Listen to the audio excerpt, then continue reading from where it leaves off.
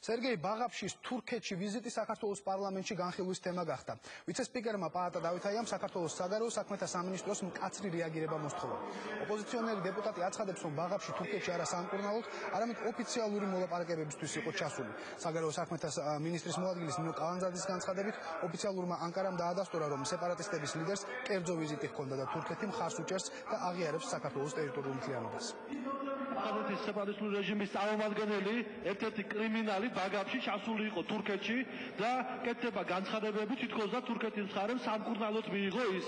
მე მინდა ვთხოვო საგარეო საქმეთა სამინისტროს, რომ ძალიან მკაცრად დაყენდეს ეს საკითხი, იმიტომ რომ არანაირი მკურნალობა არ იყო აფხაზეთში, თურქეთში იყო შეხვედრები, იყო მიმოსვლები და თურქეთი არის ჩვენი პარტნიორი ქვეყანა. როცა ჩვენ ხედავთ სეპარატისტების, პრაქტიკულად სეპარატისტების და კრიმინალების, პოლიტიკური კრიმინალების ასეთი ანშლაგებით ჩასვლას და დახვედრას თურქეთში თავისთავად ცხადია საკმაოდ ესე იგი საოჭოდ გამოიყურება ამ ფონზე იგივე თურქეთის პოლიტიკური, ეკონომიკური, იდეოლოგიური და პროპაგანდისტული გააქტიურება. თურქულმა მხარემ, ოფიციალურ მხარემ ძალიან მკაფიოდ დააფიქსირა, რომ ეს კერძო ვიზიტი და თურქეთი როგორც სახელმწიფო მხარს უჭერს საქართველოს ტერიტორიულ მთლიანობას და ეს ძალიან ბევრ ფორუმზე გამოჩნდა და ეს მხარდაჭერა ძალიან ღია და ხილულია. თუმცა მიუხედავად ამისა, ბუნებრივია ეს ტიპის ვიზიტებზე საგარეო საქმეთა სამინისტრო, მათ შორის პარლამენტი ავტომატურ რეჟიმში ახდენს რეაგირება და ჩვენი წუხილები ჩვენ გადავეცით თურქულ მხარს და ამაზე ასე მივიღეთ პასუხი, რომ ეს მართლაც კერძო ვიზიტი იყო.